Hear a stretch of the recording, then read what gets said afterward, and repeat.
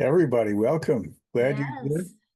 Um, I'll go ahead and get us fired up. We may have a few people drifting in, but we'll try to keep to time. And we're delighted to see you all. It's nice to see folks turning out.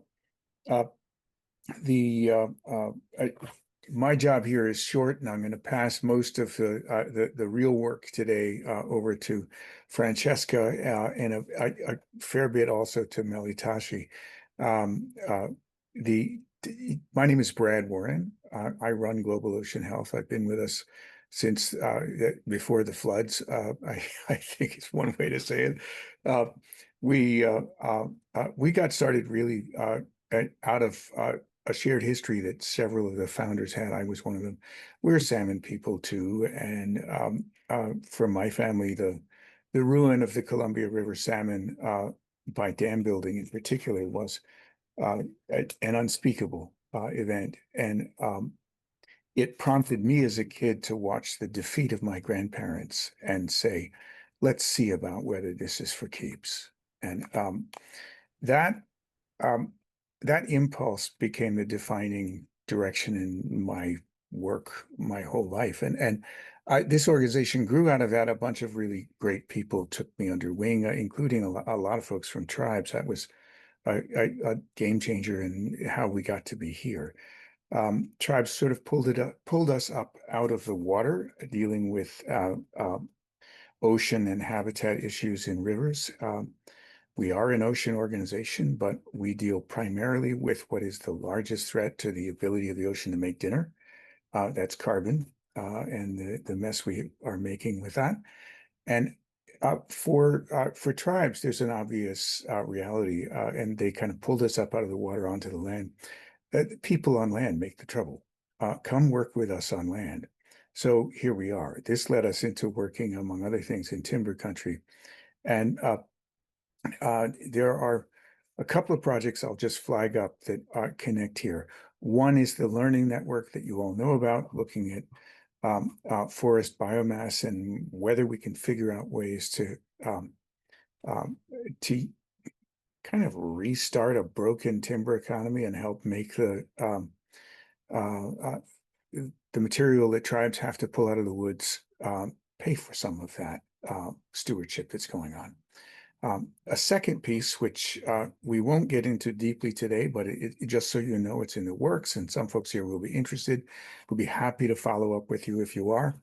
Um, we have a project just about to get started looking at the request of Fawn Sharp, former president of NCAI, um, uh, a, to develop uh, essentially what she called a gold standard for indigenous carbon. We're pursuing this with the idea that if tribes can be recognized for delivering extremely durable carbon storage by means of natural system stewardship, that would hit the mark. And it doesn't happen today because natural systems are viewed as temporary, not long-lasting storage. And we think there might be a path. We don't know that.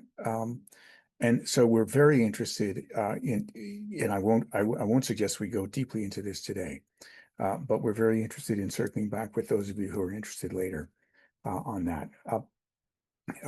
With that, I'm going to hand the mic quickly to Melitashi to do some basic sort of housekeeping intro material to cover the things that you need to know. And then we'll go to Francesca Hillery, who is going to be our main interlocutor for the panel coming up. Melitashi, it's yours. Thanks, Brad. Welcome, everyone. I'm Melitashi, the Operations Director at Global Ocean Health, and my announcements are as follows. First of all, we would love to have you put in the chat who you are and what your connection is to these subjects. If you would like to share your contact info to the group that's here, you could feel welcome to include your email or website address.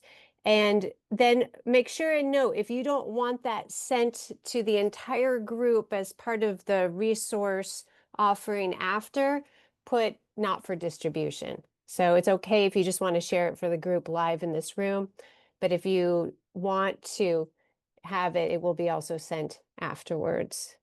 Okay. So the second item is that I'm going to record the entire time we're together. However, only the presentation portions of recording will be used for outward facing webinar resource. The panel discussion itself will not be made outward facing, but will be utilized by our team to review the content. Okay. So just wanted you to be aware of that. And then I believe Laura is going to share the agenda in the chat. And it's Francesca's turn. Francesca?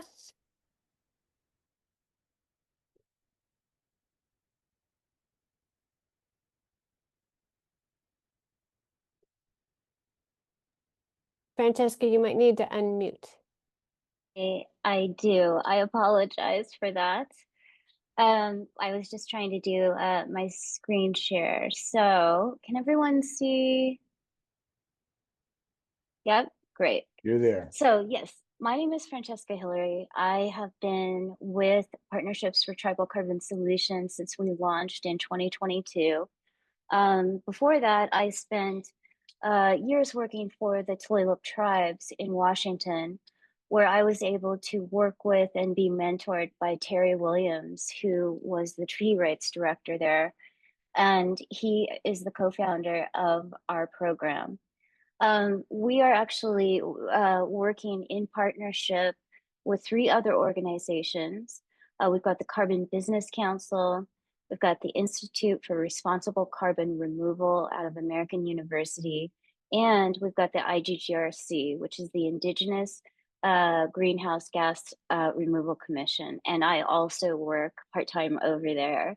So anyway, so we, when we do these webinars, we often do a sort of a large overview of what carbon dioxide removal is in all of its manifestations. But we decided to keep it pretty narrow to how it might work in forest biomass. So that's really what we're looking at today. So just to go over some of the initiatives of our work, we center everything on tribal sovereignty and self-determination, cultural and environmental stewardship, and most importantly, responsible community-led development. And so if anyone has any questions or would like to learn more about the larger carbon dioxide removal market, please let me know and I can meet with you separately and give you my full slide deck. Or we can actually, if there's enough demand, we could actually just do a big overview in another session of this biomass learning network. So why are we doing this? As tribes, including my own, I'm a member of the Round Valley tribes, confront rising wildfire risks. Markets are growing for woody biomass and their fuel management. Companies use the material for Durban carbon removal, biochar, and soil enhancements, biomass energy, activated carbon, and other products. So our question is, could these emerging opportunities help cover the cost of tribes' forest management and contribute to other tribal priorities? This learning network will explore this potential along with other pathways to advanced tribal-led priorities, such as expanding management authority and fostering stronger collaboration across tribal and industry stakeholders. We do this by hosting educational sessions and facilitating tribal industry dialogues that bring together forestry staff, project developers, and other experts. And I see that we have a lot of those folks in the room today. So, yep, we just launched the IGGRC last year. It's getting up off the ground. But the difference between what we do here at Partnerships is that the IGGRC will eventually be member tribe led. So federally recognized tribes will be the first. We have 2 founding tribes, but really looking at that being a place for tribes to really assert a policy influence and other things. So we're really looking forward to that growing. I mentioned Terry Williams. I have one slide because I think for me this like why CO2 capture or carbon removal. I think that this slide really says it all. It's the bathtub slide. And so, you know, you've got your emissions flowing into the tub, the net removals that are just part of the natural cycle of the earth. We're filling up the bathtub too fast. And that's really why we need to look at carbon removal, because there are going to be many industries that are hard to abate. They're going to be, once we've reached our emission targets, hopefully, there's going to be a lot of stuff that remains to be cleaned up. So anyway, what we're really here today to do is to talk about going from fire risk management to green revenue. Wildfire risk has become a priority in tribal forest management.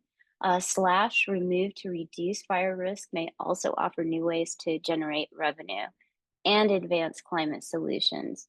And so this is really, you know, this is our hope.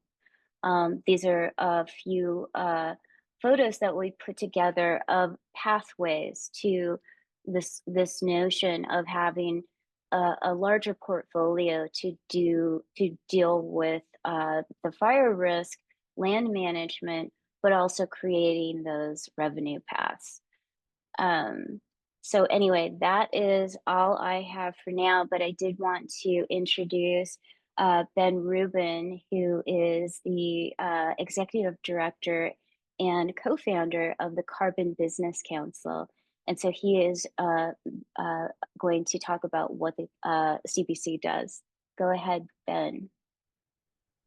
Great. Thank you so much, Francesca. And a big thanks to the co-host of this event today and to everyone for being here. Just seeing the names and the orgs coming to the chat, it's such an impressive group of folks. We appreciate everybody taking time out of your afternoon to hear the panel discussion, which I think is going to be enriching and interesting, and then to get into the discussion with you all afterwards on these topics. So like Francesca said, I mainly will I'm going to talk for about 5 minutes to give you a brief overview of the Carbon Business Council, a little bit on the state of the market, and then we're fortunate to have Dr. Will Burns on, who will talk a little bit more about the state of play in carbon markets right now. Hopefully everybody can see the screen here. So just to tell you a little bit more about the council and what we do. We're more the carbon management companies that represent more than 16.5 billion in combined assets, and our goal, we're really unified to scale carbon removal, and we view this as an economic driver among the many co-benefits of carbon removal, which I think we'll be unpacking today. Folks in the chat have already alluded to reducing wildfire risk, community benefits, some of the environmental and social benefits. So it's the full part and parcel.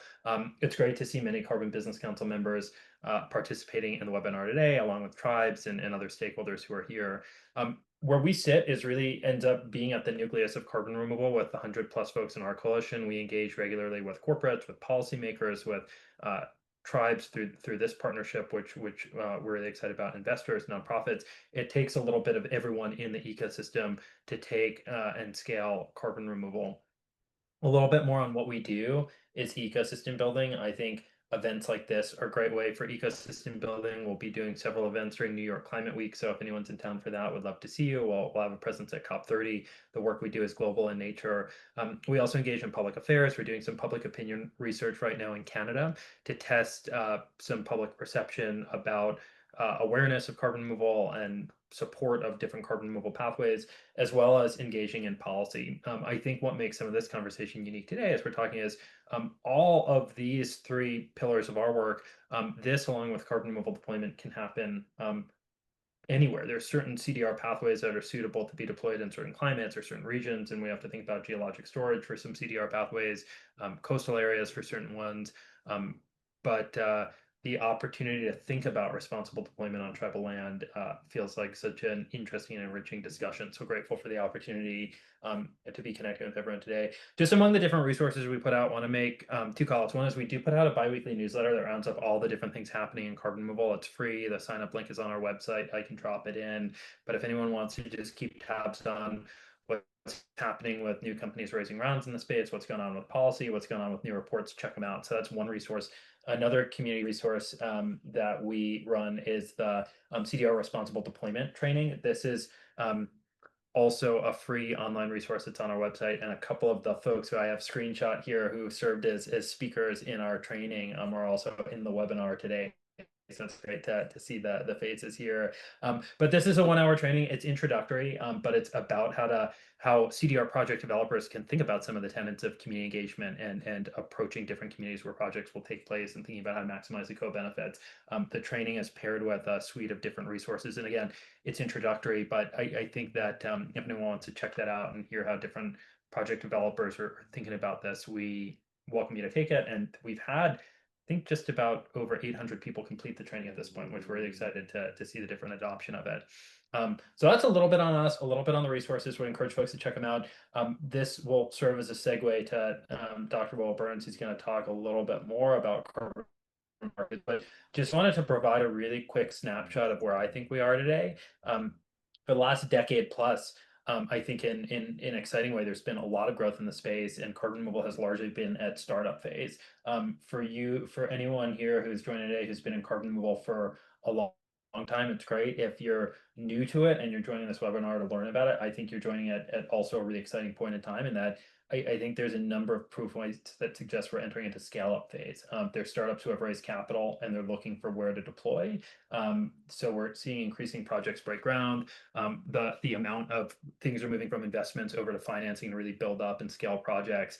And the goal is, if this can, that over the next few years of the scale-up phase, is that increasingly we move to the soak-up, where we're moving from demonstration plants to commercial plants, really large scale facilities of carbon removal, whether that's in the terrestrial storage of biomass space, direct air capture, the whole range of pathways to really be soaking up CO2 emissions, and the corresponding economic modeling that's been done with this, of the job creation and the economic impact is at the soak-up phase. But we're increasingly seeing this to scale. So what does this mean where we are today? Just a couple of numbers for folks to have in their mind about what the private sector is doing. Is billions of dollars have flowed into carbon removal. Just in the last few months of this year, the amount of CDR that was purchased in the private sector has nearly doubled. This is tracked by CDR FY, which is a good resource if anyone wants to check that out. Investment continues to flow, and to give a sense of the number, there was 836 million of equity that was invested into durable CDR in 2024. The amount of investment is continuing. And then we have innovators, the ones in the Carbon Business Council, everyone throughout the world, who are deploying projects, bringing down the cost of removals and creating all the kinds of opportunities we'll be talking about today. So I wanted to be brief in my overview, mainly just grateful to the different co-hosts for putting on this event, to you all for being here, and looking forward to the content in the panel today. Thank you again. Thanks, Ben. So now I want to introduce Dr. Will Burns. He is the co-executive director of the Institute for Responsible Carbon Removal at American University, where he leads interdisciplinary research and outreach to the legal, ethical, and social implications of carbon removal technologies to combat climate change. He also serves as associate director of the Environmental Policy and Cultural Program at Northwestern University. Thanks, Will.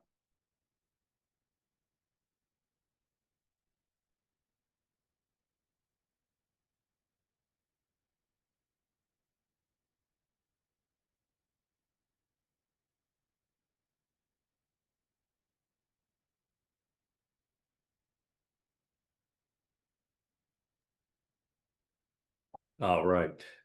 All right.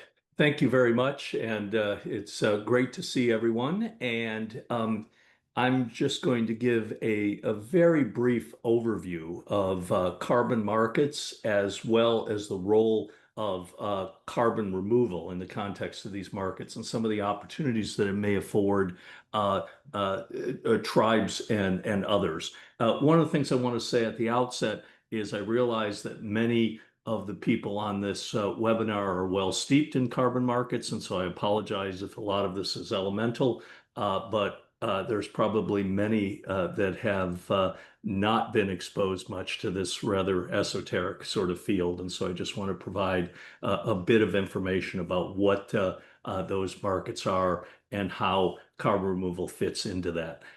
One thing I want to do at the outset is introduce the Institute for which I am co-director. We're based at American University. We started as a geoengineering organization about 13 years ago. We focus primarily on carbon removal now. We believe that carbon removal has an important role to play in the context of climate change, but we also believe that it's important that it be scaled in a way that's responsible, that comports with notions of equity and justice, and provide maximum opportunities for those that have been disproportionately impacted by climate change in the past and will be so in the future.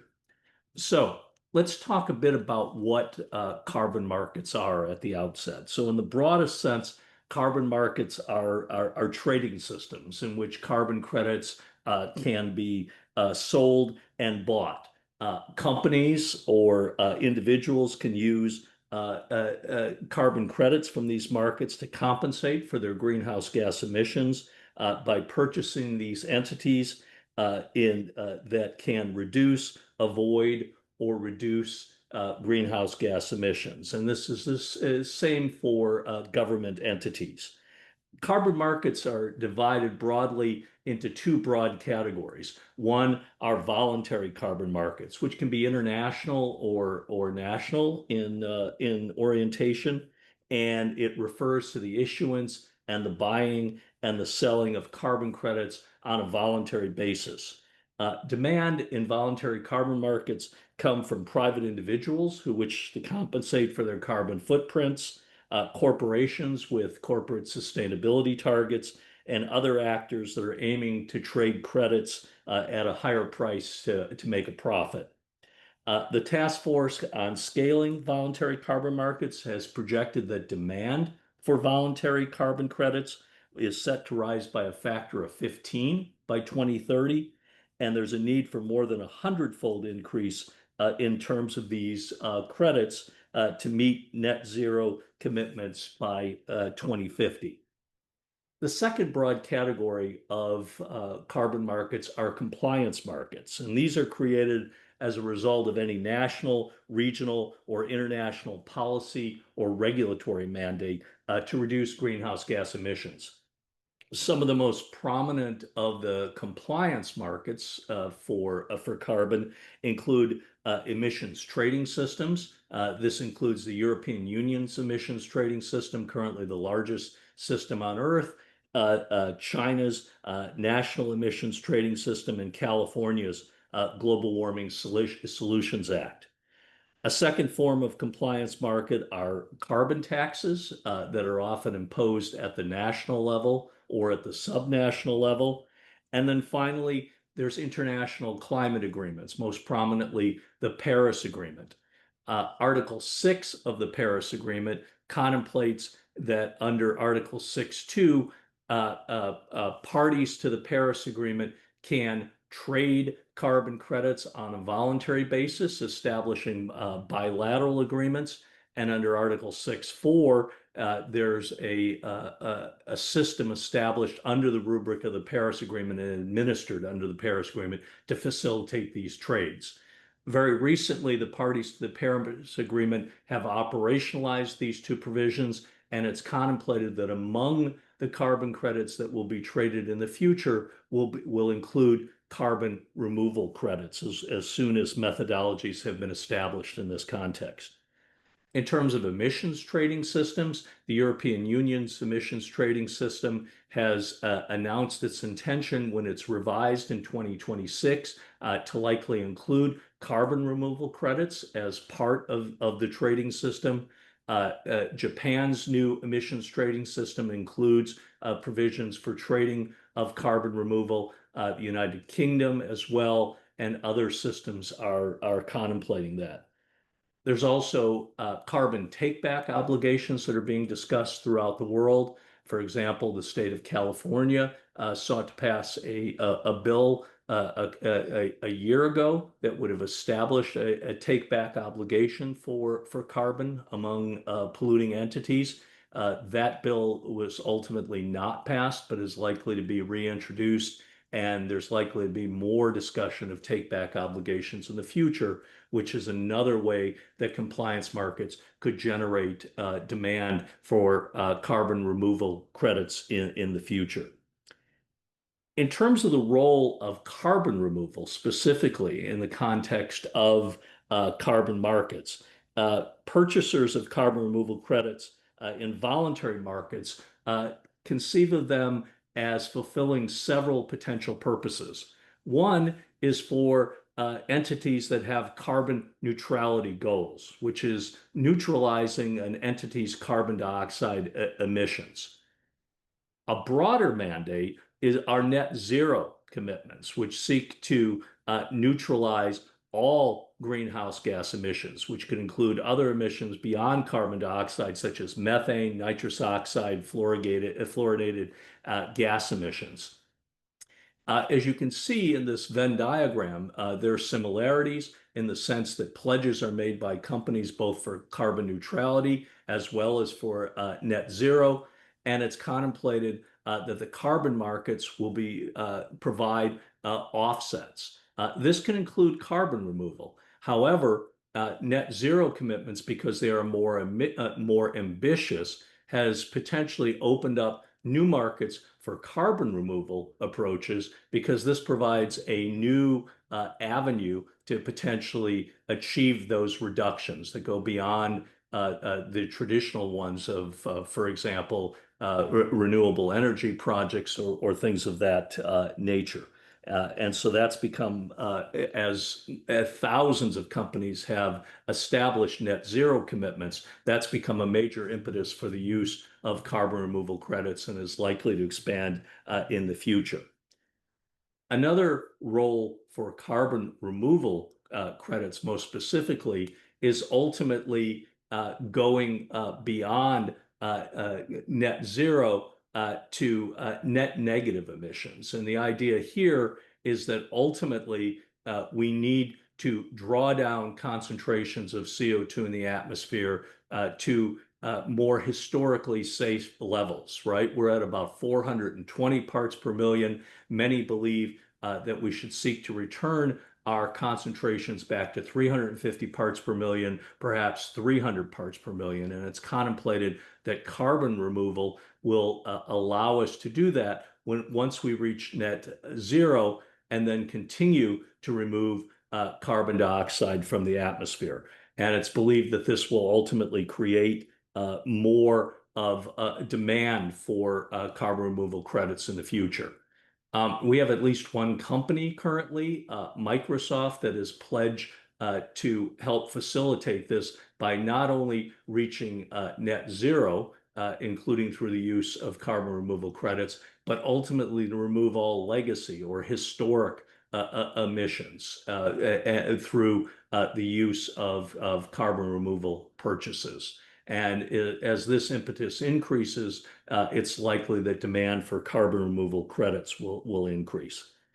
And then finally, for many companies and others, carbon removal credits are increasingly being viewed as more high integrity than some alternative offset options. For example, avoided emissions, right? The estimation, the paying of entities, for example, to not cut down trees has been rocked by scandal in recent years because of allegations that the baselines, the amount of actual trees that are being cut down, has been artificially inflated to justify the sales of more carbon credits. It's believed that by distinction, carbon removal does not allow the same kind of gaming of the system, and it facilitates a more easy measurement of the amount of carbon reductions or removals that can be effectuated. And as a consequence, there's been increasing moves to purchases of carbon removal. In terms of the overall size of the market, there's both good news and bad news, right? The good news is, as Ben has suggested, is that the market is rising. Purchases have increased, including in 2025, despite the political headwinds when it comes to responses to climate change in the United States, and the amount of investments have increased substantially. Also, for many of these carbon removal approaches, one of the most enticing aspects of them from a standpoint of opportunities for projects is that these credits can be sold at a premium. And you can see that here. This is CDR FYI's latest estimates of how much carbon credits are being sold for in the carbon removal markets, right? And you can see even for some of the biomass credits that it's substantially higher than you see in the traditional offsets market. And this again reflects all of the impetus that we've talked about before on why companies and countries are increasingly looking at the role of carbon removal. At the same time, the last thing that I would emphasize is that one can't overclaim this too much, right? Right now, the number of buyers of carbon removal credits in the voluntary carbon market remains small and heavily concentrated. About 75% of all of the sales of carbon removal credits or purchases are by one company. That's Microsoft, right? And so there's a need to expand the number of buyers ultimately, as well as to be able to expand supply in the future, bring down costs through economies of scale and learning by doing to expand these markets, right? And so that's a challenge in this context. But overall, there are opportunities. There seems to be increasing recognition in compliance markets of the role that these will play. And if that ultimately takes off, that could massively increase demand for carbon removal in the future. And so I am at my time. And so I thank everyone for listening. And I turn it back over to Francesca. Thank you, Will.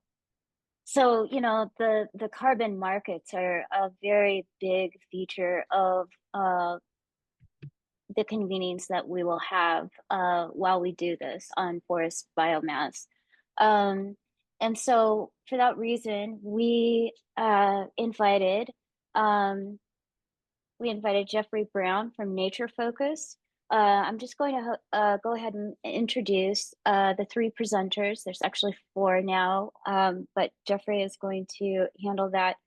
But and then we'll get started with the presentations, and then we will do a panel discussion afterwards. And then following that, we'll really open it up for questions for the whole room and hopefully start a good conversation. So make some notes about any questions that you have. So Jeffrey Brown, co-founder of Nature Focus, leads a US-based, nature-based solutions firm with a global footprint. Over the past decade, Jeffrey has been immersed in advising and consulting on infrastructure and clean energy initiatives worldwide, particularly emphasizing Indigenous empowerment. His experience includes the development of innovative program models capable of scalability across diverse landscapes in North America. Then we have Brian Van Stippen, co-founder of the National Indian Carbon Coalition, an initiative of the Indian Land Tenure Foundation that provides education, training, and technical assistance to tribal nations and Indigenous communities across North America on carbon credit, renewable energy, and project development. Brian is a member of the Oneida Nation in Wisconsin. We're so happy that you're here with us today, Brian. And then we have Allison Wolf, CEO of Vibrant Planet. For 20 years, Allison has had a career leading corporate product strategy, customer experience design, and marketing at tech companies, including Netflix, eBay, Google, and Meta. With growing concern about the rapid increase in catastrophic wildfire and its impact on communities, recreation economies, and natural resources, Allison co-founded Vibrant Planet PBC in November of 2020 to accelerate wildfire resistance and enhance ecosystem function by harnessing AI, multiple scientific disciplines, and data visualization to help inform decisions in risk management, land use, and the environmental markets. So we're great. It's wonderful to have you here. And Jeffrey, why don't you take it away? Awesome. Thanks, Francesca. Can you hear me? Yep. Perfect. 1 second. So yes, at first I want to thank the GOH team and leadership for the opportunity to participate today. I also want to thank all of you for not only for your attendance, the work that you do, the passion that you bring, spending countless hours to combat the largest threat challenging this beautiful place we call home. I was born and raised in the Adirondack Mountains of upstate New York on the traditional and unceded territory of the Mohawk Nation, one of the original members of the Haudenosaunee Confederacy. The natural beauty and ecological richness of that region, long stewarded by Indigenous people, shaped my early understanding of the sacred relationship between land, water, and community. I now live and work in Madison, Wisconsin, which sits on the ancestral and contemporary lands of the Ho-Chunk Nation, known to the Ho-Chunk peoples as Dejok, meaning the Four Lakes. This land remains central to their culture and sovereignty. In acknowledging these lands, I recognize the ongoing legacies of colonization and the enduring rights of Indigenous nations, the responsibilities we all share in supporting Indigenous leadership, land rematriation, and ecological restoration. It is from this place of respect and responsibility that I join you all today. So as Francesca said, nature focused, we are originally US based, now in many different countries, working on advancing Indigenous-led conservation and climate resilience projects. Our mission is to connect traditional ecological knowledge with 21st century technology to build a more nature-focused world. With over 1.2 million acres under development and partnerships with over 15 Indigenous communities, we are on track this year to invest approximately $19 million in community projects by the end of 2025. Our project spans 6 countries across 2 continents, including additional initiatives with US grasslands, Canadian First Nation forestry projects, Mexican mangrove restoration, and others. By developing regenerative finance structures and verifiable carbon and biodiversity credits, we focus on empowering communities to achieve ecological integrity and economic resilience. Nature Focus is also one of the cornerstones of the first 30 by 30 program, kicking off in Canada, working in partnership with the global NGO Nature for Justice and the Isak Olam Foundation out of Vancouver Island. So before we dive into the technical side of the slide, I want to ground us in purpose. Our work starts with a core belief. Climate solutions must be Indigenous-led to be effective, ethical, and enduring. And what you're seeing here is not just a list of strategies. It's a set of opportunities for tribal nations to lead, to earn, and protect on their terms. The first image, wood vaulting, showing a stack of logs. This method, I think as you're all starting to understand, is taking excess wood from wildfire-prone areas, what would otherwise rot or burn, and safely store it underground in dry vaults. Locking away carbon for centuries, directly reducing wildfire buildup. It's a way of transforming risk into long-term climate benefits. Importantly, it also opens up new economic revenue for stewardship work many nations and many landowners are already doing. The second image, representing improved forest management. This is not about taking more from the land. It's about managing what we already have. The practices help keep forests standing and healthy, which means more carbon stored, better habitat, and fewer fire risk. We're doing this through thinning selectively and preventing degradation, and in some cases, extending harvest rotations. The third is biochar. I think we're all pretty familiar with biochar, but when added to the soil, it can help carbon, it can hold carbon for hundreds of years. It also can improve fertility, support food sovereignty, retain water, and retain nutrients. Biochar allows us to turn waste into something valuable, something for both the land and the climate, and can be a key piece of community circular bioeconomies. And the last image here is a landscape recovering. This is afforestation and reforestation, restoring areas where forests have been degraded or lost. Whether we're planting culturally important species or restoring ancestral landscapes, these projects are not only focused on removing carbon, but reconnecting people to place. Now, take a look at the right side of the slide. These aren't just logos. These are buyers. Microsoft, Meta, Google, Salesforce, Volkswagen, Swiss Re, some of the largest companies in the world are purchasing forest carbon credits. And increasingly, they're demanding high integrity, indigenous-led credits that go beyond carbon, delivering biodiversity, justice, and impact. Tribal nations across North America have the land, they have the knowledge, and they have the rights. What we bring is the bridge, financing, methodology, access to the markets to turn their stewardship into sustainable incomes. Every strategy on this slide can be led by a nation. Every pathway can strengthen sovereignty, and every partnership can reflect their values. This is what we mean when we say a forest focus. It's not just about trees, it's about a legacy. Second here. There we go.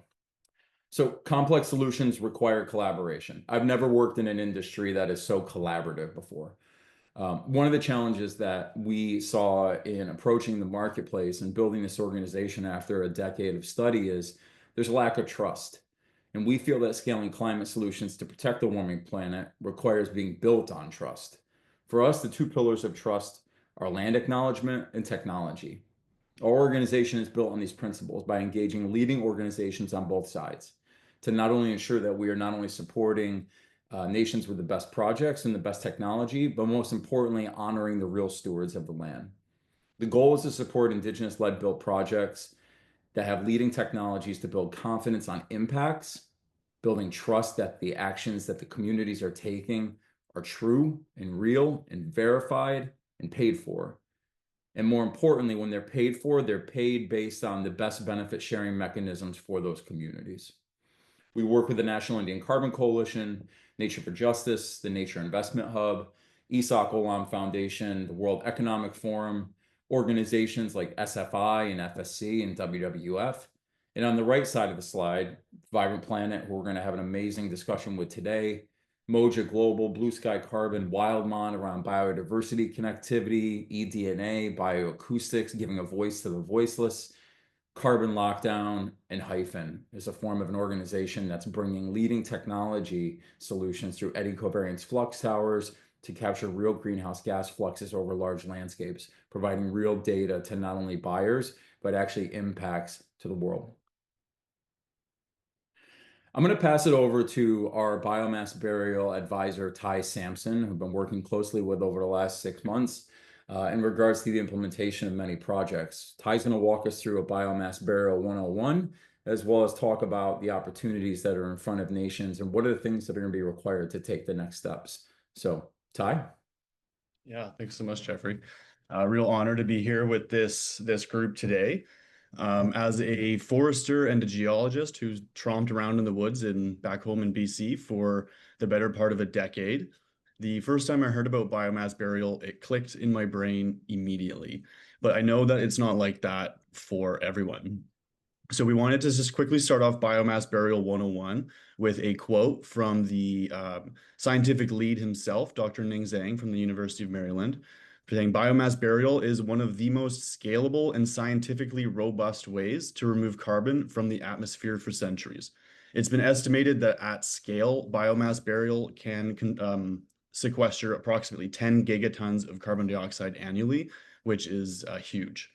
So here we broke down a little 4-step process of how this works, and I'll get a bit more into the science on the next couple slides. The first part is we collect the biomass. So this typically happens on the tail end of typical forestry practices.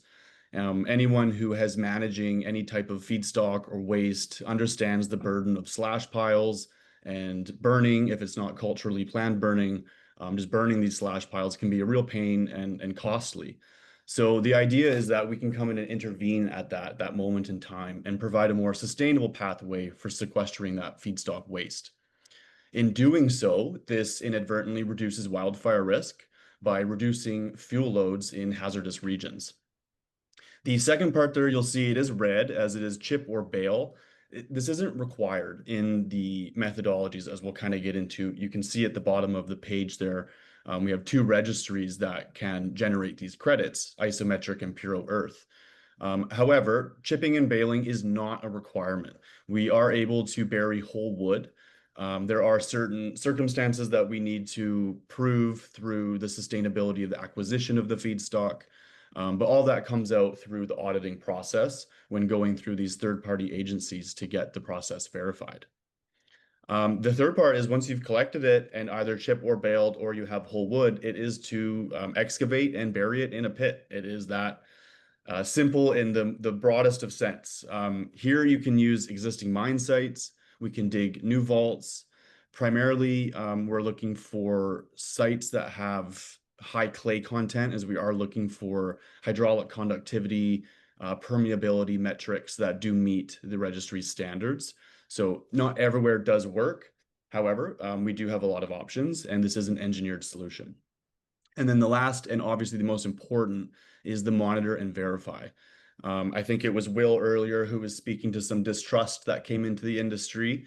And this is a crucial part of proving to stakeholders and buyers that the carbon that we say is being put underground is.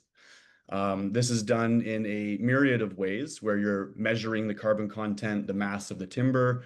We are looking at moisture content, you're getting lab samples, and then you're having sensors that actually go inside the vault itself that are reporting back in live time CO2 emissions, methane emissions. I know we were also talking about there's black carbon, which can be caused from burning of these slash piles. So there's a lot of monitoring and verification that happens here. Isometric and puro earth, you can see there are the two registries primarily that offer these. And currently the price on the market is very competitive with biochar, going anywhere from $150 to $200 a ton. Next slide, Jeffrey. So as I said, the science makes sense to a forester and a geologist, but maybe not necessarily to someone who doesn't have those backgrounds. The whole concept of biomass burial, a way that I heard about it at first that I really enjoyed is to think of it like reverse coal mining. And I like to kind of ask people who are listening in, how do you think coal got where it was before we pulled it out of the earth and burned it into the atmosphere in the first place, right? I think that brings us back to a discussion of how Earth has been naturally burying biomass and carbon over millions of years in these environments and creating reservoirs of carbon stock. So really what we are doing is expediting this process, this geologic process on a expedited time scale, right? Where instead of millions of years, we can have this underground and monitoring within 8 to 12 months. This is opposite of what you'll hear a lot of DAC, which is direct air capture, which is a manufactured scrubbing carbon out of the atmosphere. When it comes to biomass burial, we like to refer to it more as NAC, which is natural air capture. That is, we're actually relying on the tree's ability to photosynthesize and take carbon out of the atmosphere and store it in its feedstock. When that tree is harvested through a thinning treatment or through regular forestry activities or just through evolution of the ecosystem itself, the carbon can then be captured and stored underground for permanent sequestration. So in essence, that's how you're kind of pairing those two scientific processes. Next slide, Jeffrey.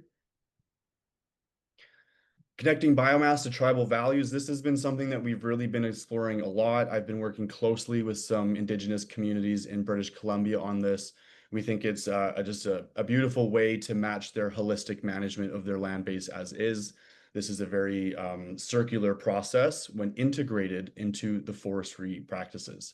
It reduces wildfire risk. So it does remove fuels from fire-prone landscapes. This can be specifically done to meet this objective, where we can look at high-risk regions and we can actually provide this as a service to clean up those fuel loads. It protects cultural forests and supports active stewardship and traditional land practices.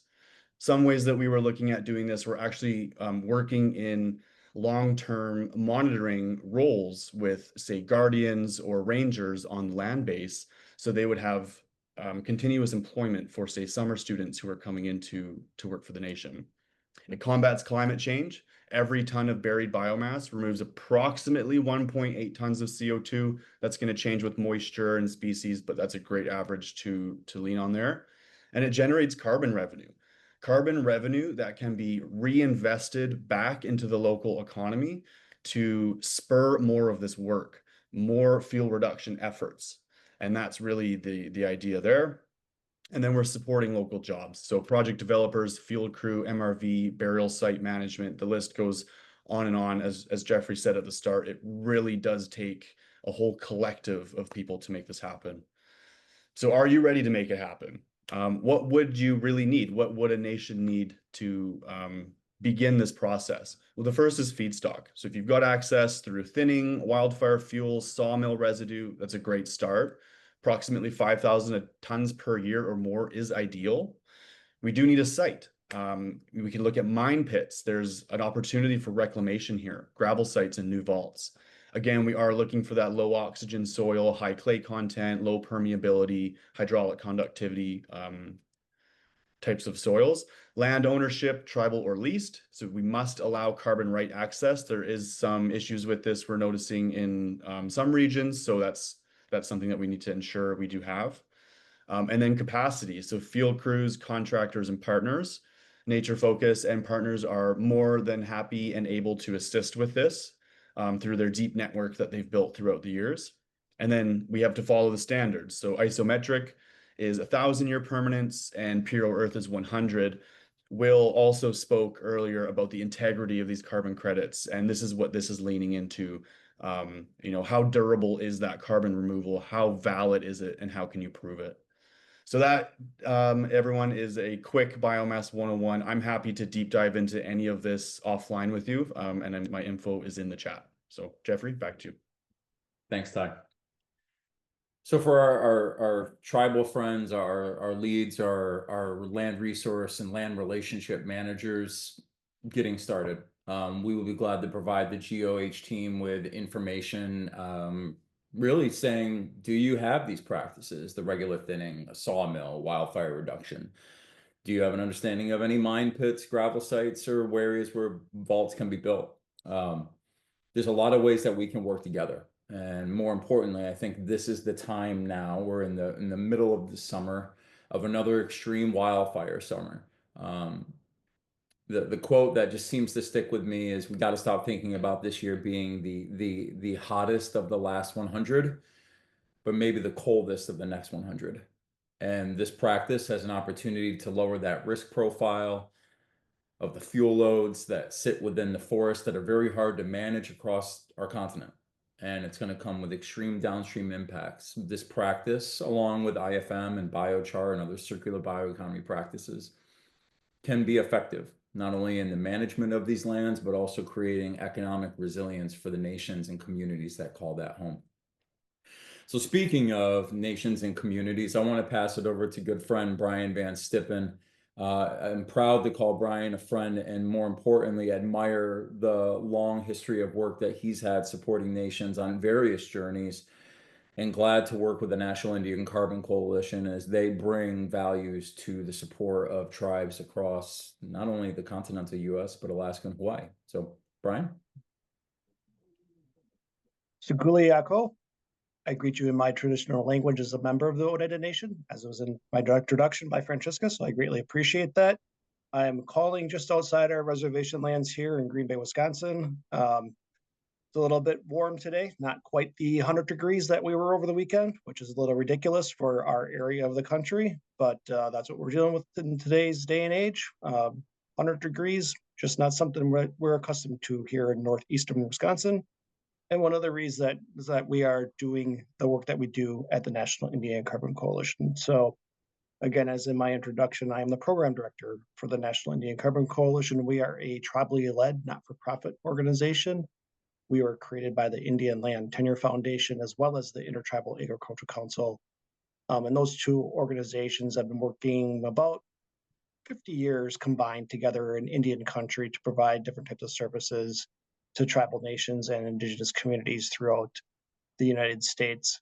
The work that we do at the National Indian Carbon Coalition is to engage with these tribal nations and indigenous communities to explore different opportunities to enter into ecosystem marketplaces, to protect and preserve tribal natural resources rather than extract or exploit tribal natural resources. You know, for so long, it was easy to make a buck by cutting down a tree, digging up our resources, letting pipelines go across our tribal reservation lands, whatever might be just the easiest way to let others take advantage of our resources and our lands.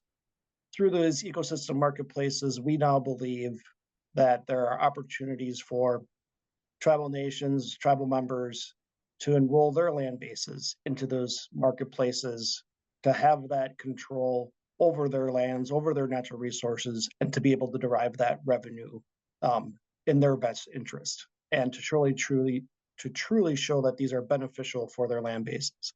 One of the things that we always want to emphasize at the National Indian Carbon Coalition, that these are your projects. You are the landowner, you are the decision maker. How these projects are going to be designed is up to you.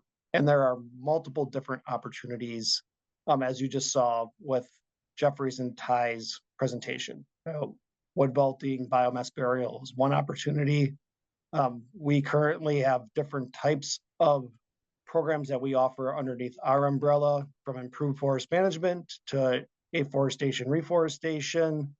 We also are looking at exploring grassland project development, row crop grazing projects, different types of opportunities like that for whatever your natural resource base might be.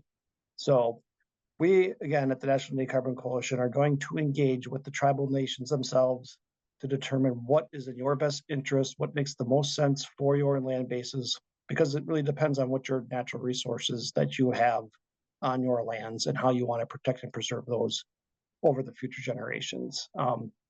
Direct revenue generation obviously is going to be important. We want to ensure that the majority of the revenue being generated from these projects goes back into the tribal communities. This is why it's important for us to work with trusted partners like Jeffrey and his team at Nature Focus, because they are quite aware of how these dollars go back into the tribal communities and the need for those dollars to support other types of projects that are important to those tribal communities themselves. We all know in Indian country, especially for the initiatives that we want to support, Ty mentioned guardians and rangers. This is a big push right now in Canada. They're trying to bring this down into the United States to have these guardians of lands to protect our resources. There's not a great way to pay for that work to be done in any country. The Blackfeet Nation is doing it with their Shield Keeper program, but there's really not a lot of other opportunities that we have seen for the tribes that we have engaged with to pay for these types of sources. Some of the other projects that we want to focus on at the National Indian Carbon Coalition, especially through our parent organization, the Indian Land Tenure Foundation, is the reacquisition of land bases of our traditional territories. How do we reacquire land? Obviously, there's a capital cost to that. We can show that by deriving carbon revenue, you can reacquire your land bases. We have a couple projects in our portfolio right now with the Boys Fort Band of Chippewa requiring 28,000 acres of their lands within the exterior boundaries of their reservation through private lending and then through carbon generation to pay back that obligation over time. Mississippi Band of Choctaw is another project that we're working on. They're developing a school system for their students. BIA built the school back in the 60s for 400 students. They currently have 550 kids in their school currently. They're projecting to have over 1,200 kids in the upcoming next 5 years. So they have now, are currently building a brand new school for their kids to house up to these 1,200 kids with all the bells and whistles. Brand new STEM labs, brand new auditorium, brand new athletic fields, everything that they could have asked for, all based on carbon revenue. So again, it's really what does the tribal community see as their needs and how are they going to get this work done, whether it be an IFM, an ARR, a grassland, a biomass project, whatever, again, the tribe is truly willing to look at trying to do on their lands. You are the decision maker. we are the organization that comes in and assists in exploring all those different types of opportunities. We say that we can do that at no cost, no commitment to the tribe on the front end, to put all the different options in front of leadership, membership, and staff, and then determine what is in the tribe's best interest, what makes the most financial sense, and then make a decision from there before moving forward, and then getting into the next phases of project development. So we currently have 5 projects in our portfolio.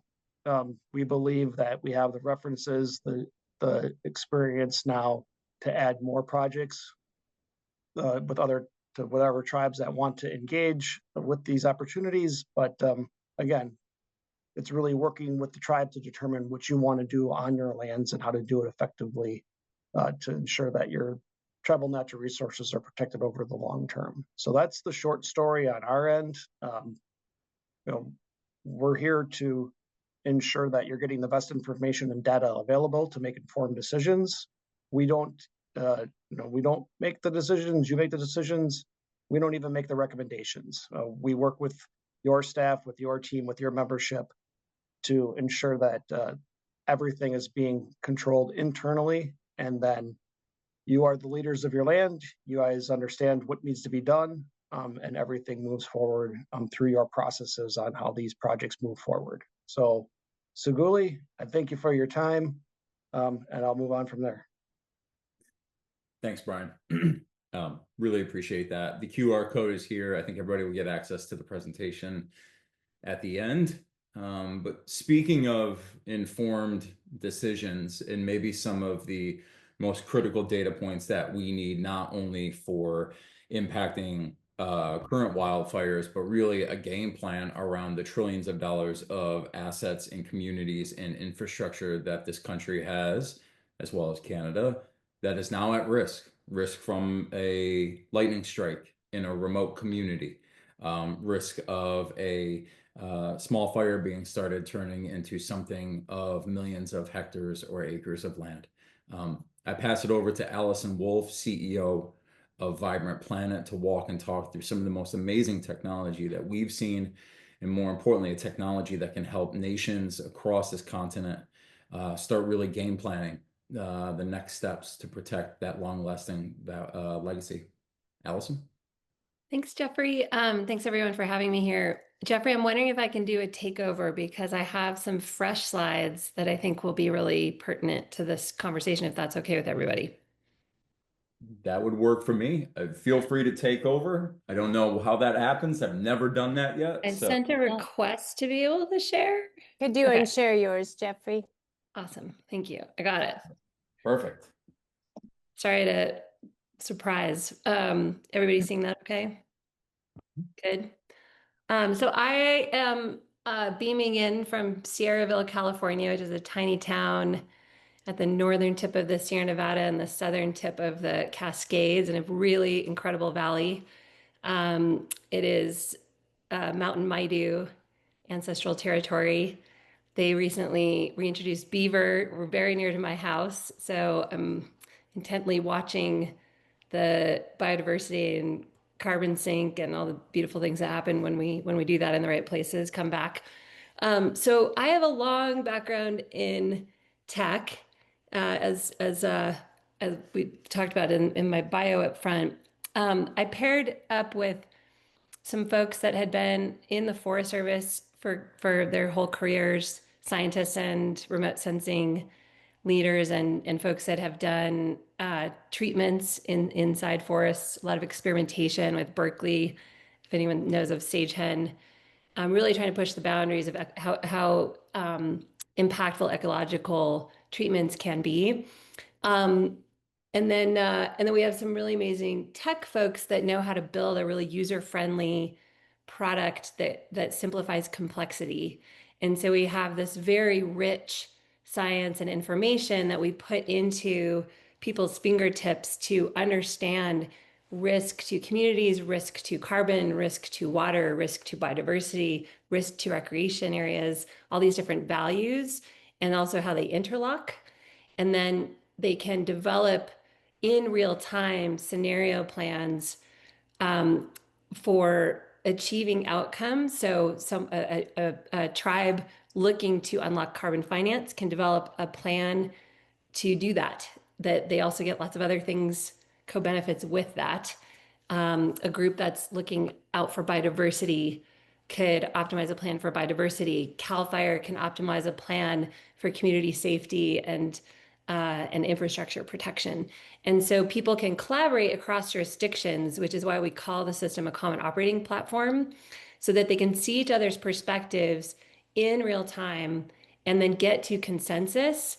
And when I came in as someone that did a lot of product strategy and a lot of user experience design in Silicon Valley companies, I saw that this is how planning happens. And these folks, this woman's given up. They have no chance in hell of being able to game out where do we go to take care of the most values. It's really tough when people don't trust each other. The data is not transparent. Somebody, maybe a Forest Service fuels person, is presenting an option or two, but then people don't trust each other. So the whole thing breaks down. And often these processes were ending in litigation. And so I became very concerned about these processes that were one-off, not adaptive in rapidly changing conditions, and that could take 2, 5, 10 years to get to completion. And often the landscape's changed by the time you actually start work. So wanted to give people the ability to really collaborate. And so what we've built is a collaborative platform that helps groups work across communities, wild-urban interface, and wildlands to design treatment plans. They can, again, scenario plan in real time, hundreds if they want, overlap them, see where do we agree so that we can move to permit here, and then work with more information if there's a spotted owl protected activity center and a neighborhood, more information to game out together. What do we do here?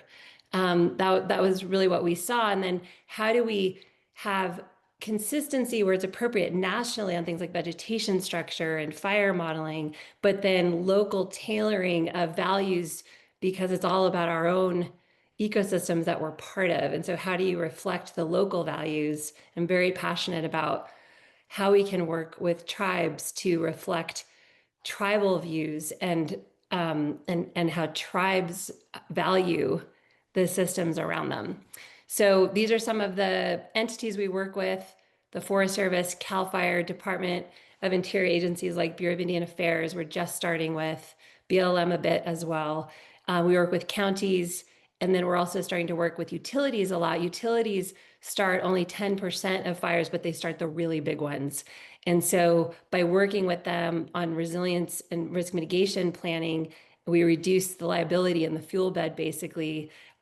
Then the fuel bed's not receptive. If they start something, it doesn't wipe everything out, right? So we're super excited about that work. So our mission as a company, what we're striving for in the next 5 to 10 years, is to accelerate the resilience economy. Some of my team was really uncomfortable putting the word economy in our mission statement, but in my perspective, unfortunately, our society, if it's not part of the economy, people don't care. And I think we can redefine what economy means, by the way.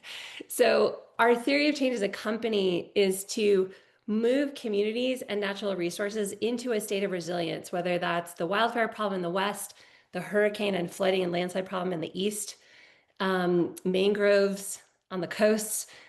If we can help ecosystems along by reconnecting to our own ecosystems and getting back to more of a reciprocal stewardship relationship with nature, then we can unlock markets to pay for that state of resilience. And so we're starting to tiptoe into the insurance world, where we can show pre-post analytics of this HOA, this tribal community has done work to mitigate risk across homes, right? There's no broken link in the chain.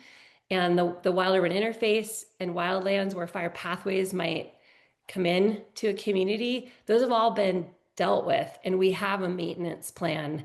And so we can help actually get folks insured, so access and at a normal price. And so these green blobs on this map are where we sell our system as an annual software subscription. And so with that, people can do initial scenario planning, and then they can update plans based on monitored insights. How is the system recovering from treatment? If a fire hits, how did it perform? Was it resilient, or should we have done more work?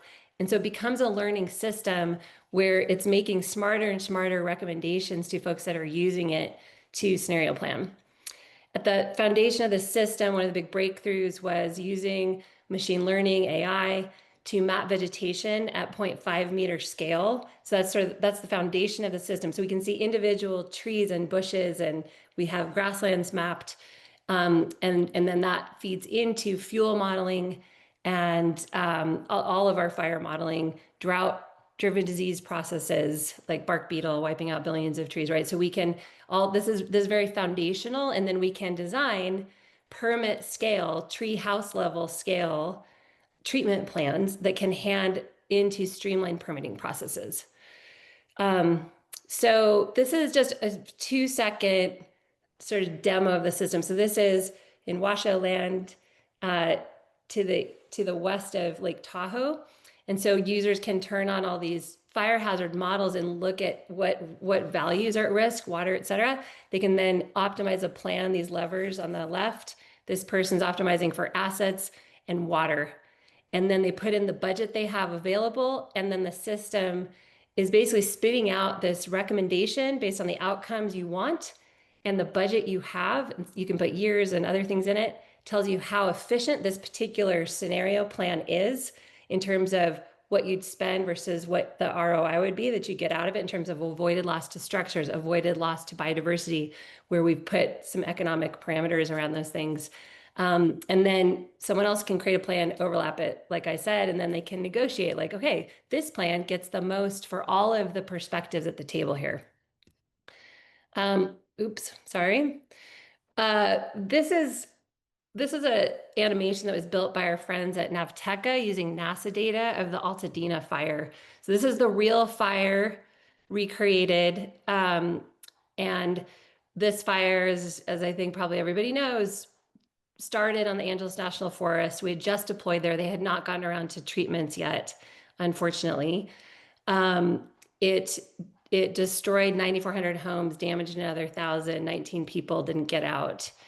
After that fire, we built a post-fire analysis to look at if treatments had happened before that fire, and it's all along the wild urban interface, these bright green areas. This red line is the actual fire footprint, just aerial view of what we just watched. Would it have made a difference? And that treatment mix would have cost only $9 million to get all of these done. And this is modeled with exact same weather, exact fuels, forest structure, all that stuff. $9 million could have avoided the loss of 40 billion. This is where everything burned, because it would have at least slowed the fire down enough for a successful defense of the community. If they'd been able to do more, we might have been able to protect some of the water and other resources. So we're starting to be able to use technology to help people visualize these kinds of questions and understand ROI, because unfortunately, again, that's how our society works, to get ahead of it, right? Because all the money goes to suppression. We also did an analysis after Altadena of how many communities are in that same 98 to 100 percentile where fire is imminent. And so this map shows all these red dots, and just to orient you, some named towns. All of these places are in that same, fire is imminent probability. And that just in real estate alone, if we treat in time, we could avoid around 435 billion in insured losses if you count the tremendous ecosystem services across the Western US. We're talking avoided loss of trillions of natural capital, right? So lastly, a few things. So we also have a fire adapted forest carbon methodology. National Forest Foundation, the congressionally created arm of the Forest Service, had commissioned this with Dr. Catherine Duffy on our team. She's our NBS lead and R&D lead as well. And so 12 years ago or so, she was commissioned to create a methodology for fire adapted forest carbon. It got kind of snagged in the takedown of the voluntary carbon market. It is now moving through public comment, and it will become a bona fide Vera methodology. It's ex post. It includes both avoided wildfire emissions, which is something we have been very bad at counting in our carbon counts, as well as carbon removal of standing forests, where we actually move forests into that state of resilience. We have a sustainable amount of carbon. In many places, like where I live, we have 2 to 10 times the number of trees that were historically here, and certainly more trees than can sustain themselves with a hotter, drier climate. And so fire, obviously, as you know well, used to roll through naturally. We know tribes burned land all throughout the West, and by arresting fire, we have created this perfect storm. And so part of that reciprocal stewardship relationship is reintroducing fire, and tribes obviously know how to do it best. So we've basically, over the 130 years of 100% fire suppression policy, we have incurred significant fire debt, where fires are no longer beneficial fires. Increasingly, obviously, they're becoming catastrophic fires where we lose everything and forests don't grow back. Replanting them is very expensive. So we've got to invest in the forests we have, as everyone else has been talking about here today. This just sort of lays out the timeline and where we are now. Like climate change, we're at a fork in the road, and we need to pick which future we want when it comes to fire. And if we don't start scaling management and doing and prioritizing, right, part of what our machine does is helps you prioritize what order do you do work in across this vast area that we have to get going on. You know, the future is not very bright, but the cool thing is we have great science. We know what to do. The people on this call are the leaders of that, right? So helping make that visual and then mobilizing using technology. We cannot have 10-year planning processes. We have to work together collaboratively to get to these plans fast. Oops. Hang on. I just went to another spot accidentally.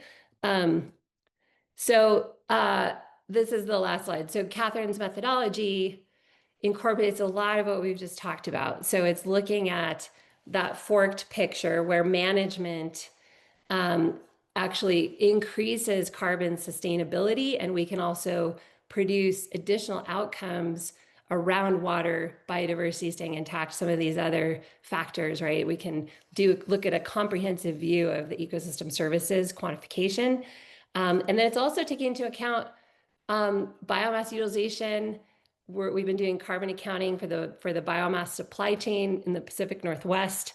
Very excited about where we can unlock climate smart wood utilization, like biochar, syngas that replaces fracked gas, CLT buildings for affordable housing. There's so much cool stuff we can do. And I think now that we can provide a predictive supply that the Forest Service and private landowners can actually produce. We're actually talking to the Forest Service chief about writing 20-year supply agreements around woodshed analyses that can actually drive investment finally into climate smart wood campuses and small sawmills for small diameter wood to produce CLT and whatever else. So we're really starting to build out this picture. And for me, this is one of the core pieces of building that resilience economy, our mission, along with unlocking the payments for carbon, water, biodiversity, recreation, public health as a service.